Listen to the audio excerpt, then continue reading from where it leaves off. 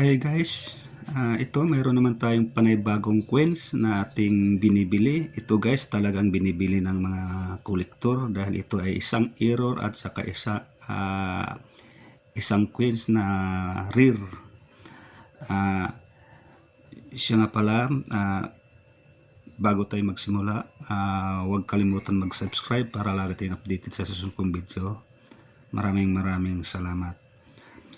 At ito guys, umpisahan natin ating coins na binibili. Ito ay hindi tayo tumatangi kahit anong coins, basta error o silver man siya, silver coins, hindi natin tinatanggihan. Ito guys, umpisahan na natin.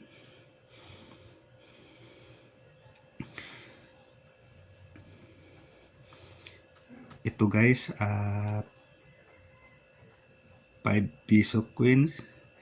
Ito guys, 1999. Ito ay isang coins na collectible. 1999, 5 piso.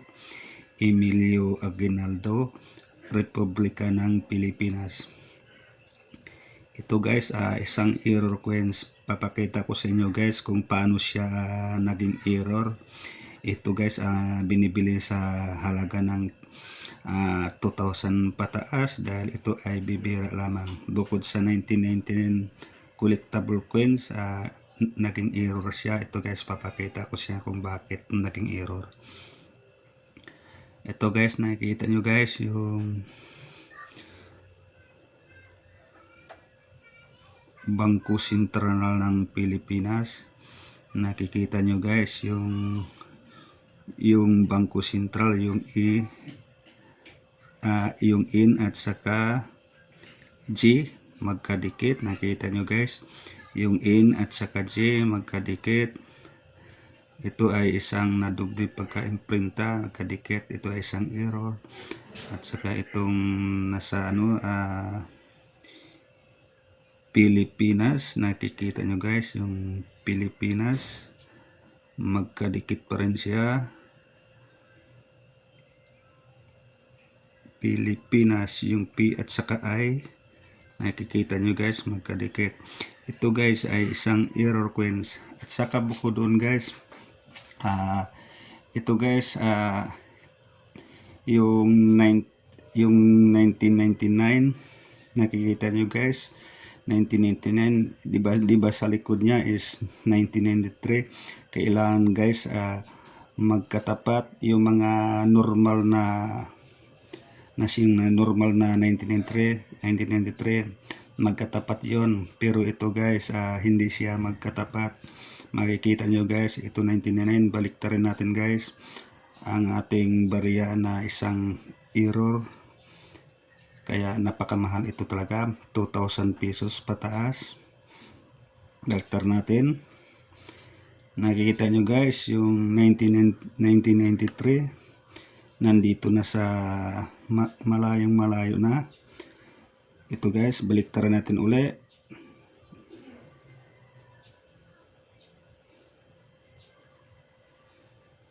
Nakikita nyo, ang layo talaga. Ang layo ng nakikita nyo guys, 1999. Pag binaliktad mo siya, yan 1999. Pag binaliktad mo siya, dapat nandito yung 1993. Makikita nyo guys, nandito na yung 1993, yung napakalayo. 1993 nandito. Dapat nandito siya magkatapat sa 1999 dapat. Ito yung 1999. Ayan guys, nakikita nyo. 1999. Dapat yung 1993 magkatapat dito sa yun po ay dapat magkatapat siya ng 1999 at saka 1993. Nakikita nyo guys, ay yung 1993 nandito na, napakalayo. Ito guys ang tinatawag na error coins. Mga ganito ang binibili ng mga kolektor. Pag mga ganito ang mga coins mo guys, napakalayo ang lihis yung date niya sa likod, 1993. Yun po ay binibili ng 2,000 pataas. depende sa kondisyon.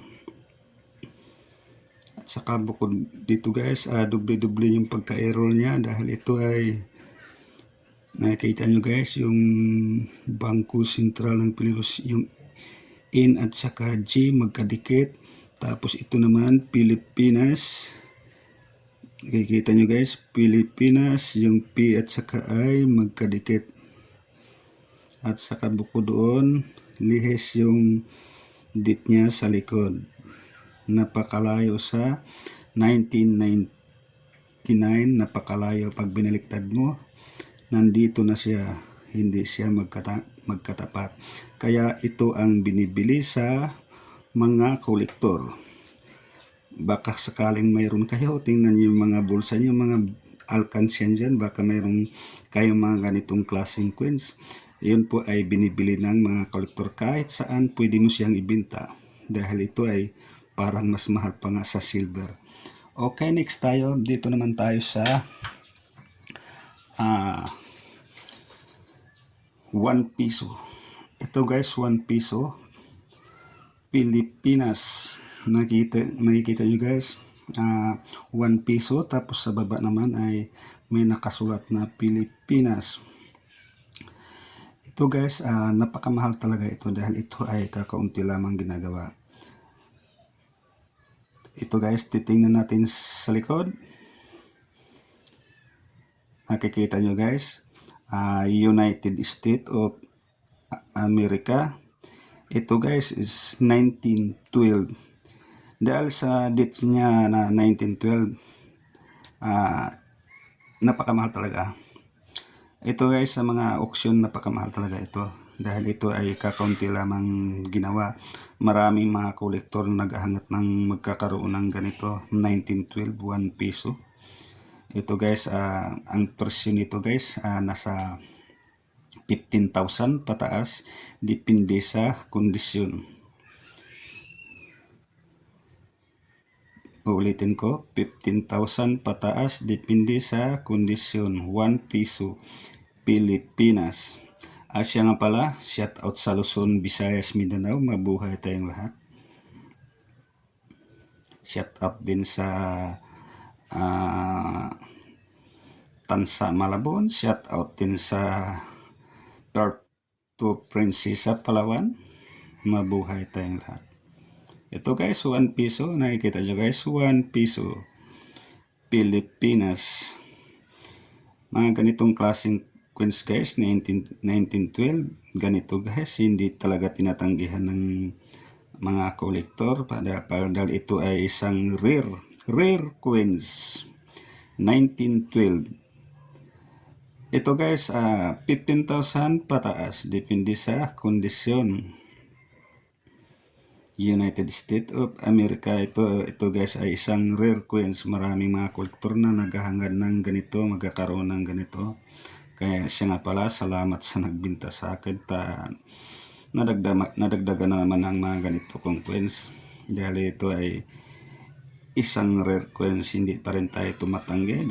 Dahil kahit mayroon na tayo, bili pa rin tayo ng bili dahil ito ay isang rare coins. Basta genuine. Ito ay gawa sa 80% silver. Kaya kung mayroon man kayo, comment lang kayo. Pag-usapan natin kung magkano ang presyong ibibigay nyo sa akin. Basta genuine ang hawak nyo, yun po ay hindi natin tinatanggihan. O kahit anong date, 1945 pababa, US pin, yung pera din ng United States, 1964 pababa, yun po ay ating binibili, hindi natin tinatanggihan dahil yun po ay mga coins na mga gawa sa silver. Kahit anong date, binibili natin. Kahit hindi siya rare, binibili natin. Kahit bronze man siya o copper, binibili natin. Basta yun ay isang error. O kahit hindi man error, basta 17th century, 18, yun pa rin, binibili pa rin natin ng ganun sa mataas ang halaga. Okay, natapos na rin ang ating video. Maraming salamat sa inyong lahat.